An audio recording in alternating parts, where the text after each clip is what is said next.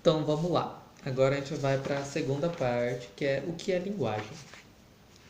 Nessa segunda parte do texto, ele vai então explicar, através da ideia de dois pesquisadores, professores da área de linguística, né, ele vai explicar para nós o que é linguagem, língua e até mesmo o que é fala em algumas vezes. Né?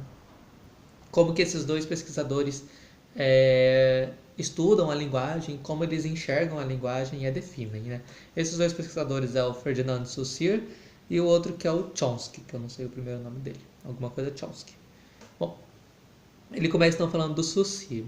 Ele fala que para Saussure a linguagem é heteróclita e multifacetada. Está em aspas, então eu acho que essas foram as palavras que o Saussure mesmo usou para distinguir a linguagem, né?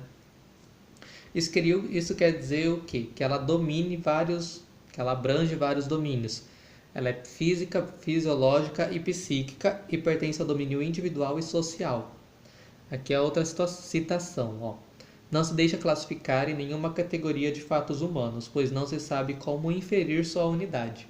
Ou seja, a linguagem é algo extremamente complexo de multifaces, ou seja, de várias categorias, né? Ela não tem como ser classificada como uma coisa só. Para Saussure, a linguagem ela é composta por outras coisas, entre elas a língua. Né? A língua é um objeto unificado e suscetível de classificação. Ela é uma parte da linguagem. Uma citação aqui do Saussure. Ó. É um produto social da faculdade da linguagem e um conjunto de convenções necessárias adotadas pelo corpo social para permitir o exercício dessa faculdade nos indivíduos. Traduzindo, o que isso quer dizer? Quer dizer que a língua ela é um sistema criado por nós, seres humanos, que permite a comunicação. Ela possui as suas regras, ela possui a sua estrutura, né? Ela possui toda uma estrutura própria que permite que nós nos comuniquemos, né? É uma das partes usadas na comunicação. A língua também é, para Saussure, um sistema de signos. Por que um sistema de signos? O que seria signo? Signo aqui é no sentido de que cada palavra, cada som que eu expresso é um signo, porque cada palavra tem um significado. Então, ela é um sistema de signos, sim, porque ela produz signos. Signos como sendo aquilo que produz um significado. Entendeu? Cada palavra que eu estou falando tem um significado. Um sistema de signos. Um conjunto de unidades que se relacionam organizadamente dentro de um todo. Ou seja, as palavras que eu estou soltando, elas não são aleatórias, elas estão organizadas e elaboradas dentro da minha mente, dentro da mente de vocês, né? E a gente consegue falar elas de uma forma que elas se relacionam e formam uma frase, vão fazendo sentido de forma que possibilita a fala, não só a fala, mas a fala é compreensível entre eu e vocês e entre qualquer outra pessoa. É a parte social da linguagem exterior ao indivíduo, a língua, né? Ela não pode ser modificada pelo falante e obedece às leis do contrato social. Como eu falei, né? A língua ela tem, então, toda a sua regra. A gente não pode inserir uma palavra do inglês aqui do nada, não pode colocar uma palavra que não existe, não vai fazer sentido algum. O conjunto linguagem-língua ainda possui um outro fator para Saussure, que é a fala. A fala é um ato individual, ou seja, ela é de cada um.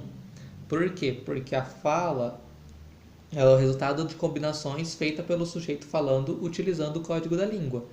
E ela se expressa pelos seus mecanismos psicofísicos, né? Então a fala, ela é apenas minha.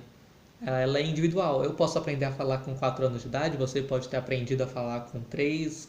Ela se desenvolve em cada pessoa de uma forma. Há pessoas que não sabem falar adequadamente, tem pessoas que sabem falar adequadamente. Quando eu digo adequadamente, eu quero dizer, não é questão nem de gramatical, mas é questão, às vezes tem uma deformação, alguma deficiência que impossibilita a pessoa de se comunicar, entendeu? Como a gaguice ou outros tipos de doenças, né? Eu não sei muito bem sobre essa parte, mas enfim, ela é individual. Cada indivíduo tem a sua estrutura que possibilita a fala. E aí, a distinção da linguagem, língua e fala é o objeto de estudo da linguística para Saussure, né? E ele fala que então existe duas linguísticas diferentes, uma que estuda a fala e uma que estuda a língua. A que ele vai estudar é aqui a linguística da fala e a linguística da língua. Ele vai estudar a linguística da língua. Para ele, a linguística da língua é a mais importante, tá? Porque a língua é um produto social, isso é citação dele. Produto social depositado no cérebro de cada um. Ou seja, a língua ela é criada pela sociedade e realmente a gente aprende ela, né? Ela é depositada no nosso cérebro quando a gente é pequenininho, vamos ouvindo nossos pais, vamos ensinando a falar e a gente acaba aprendendo a falar. O pessoal que estuda o Saussure são chamados de estruturalistas e a teoria dele é o estruturalismo, né?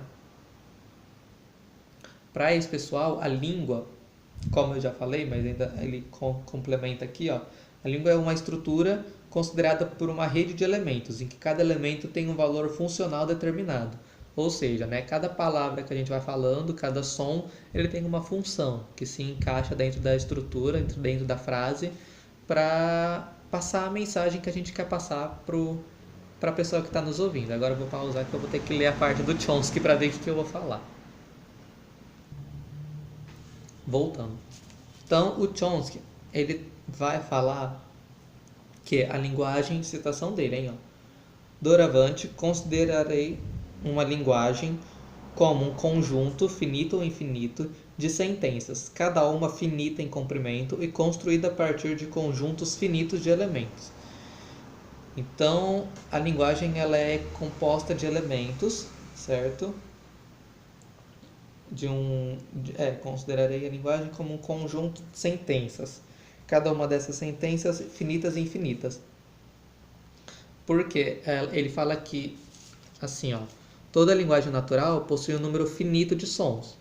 Realmente, é finito de som porque a fonética ela cria os sons que a gente consegue reconhecer e identificar como sendo o som de uma letra, de uma sílaba ou de uma palavra. Há sons que não fazem parte do nosso alfabeto, não sei explicar.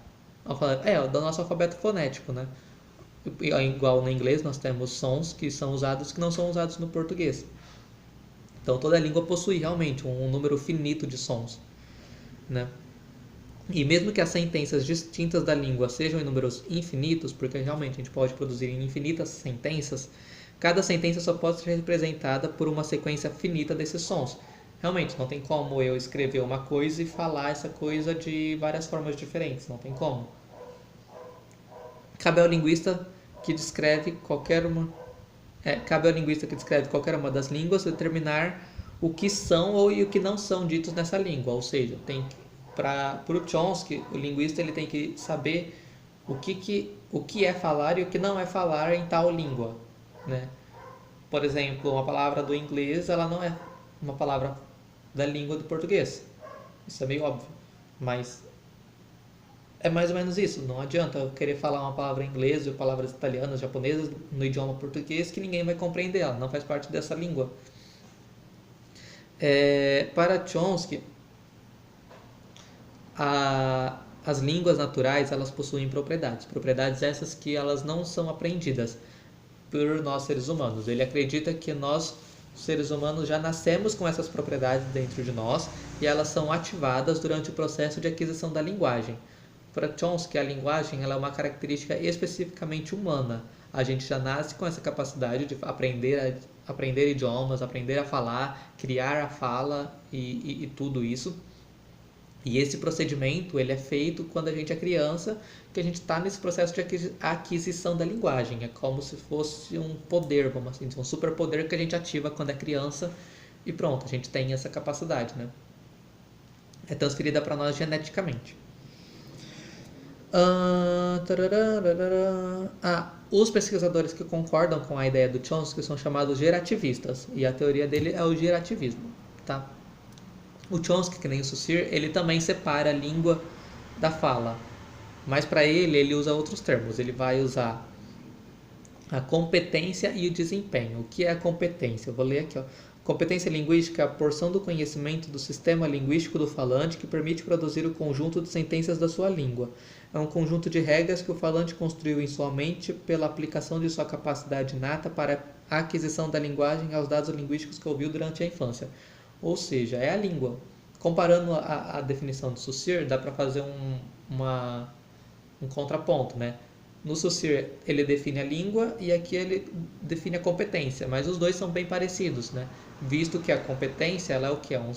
Ela é um conjunto de signos linguísticos que é aprendidos pelo ser humano conforme ele vai ouvindo quando criança e vai aprendendo. É a língua. E o desempenho, o que é o comportamento linguístico que resulta não somente da competência linguística do falante, mas também de fatores não linguísticos de ordem variadas, como convenção social, crença, atitude, seria basicamente a fala, né? A nossa fala, que é o nosso ato individual, que depende apenas de nós, e aqui ele fala, né, das convenções sociais, da crença, dependendo da nossa crença, da nossa condição, a gente vai falar ou não de uma forma diferente. A língua, para Saussure, se aproxima da linguística, da sociologia ou da psicologia social.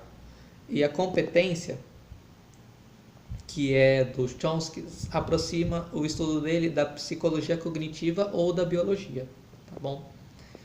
Gente, algumas coisas eu não entendo, tá? Então, eu tô falando conforme eu entendo. Eu não sou professor ainda, eu ainda tô aprendendo, tá? Então, eu peço desculpas se algumas coisas saírem meio inadequadas ou vocês não entenderem. Por isso que eu tô até disponibilizando o texto inteiro em PDF, porque aí vocês leem e vão entendendo por vocês. E também, qualquer coisa pode perguntar para um professor de linguística. Eu ainda não... Eu entendo em partes, mas é difícil de explicar. Bom, é isso. Vamos agora para a parte 3.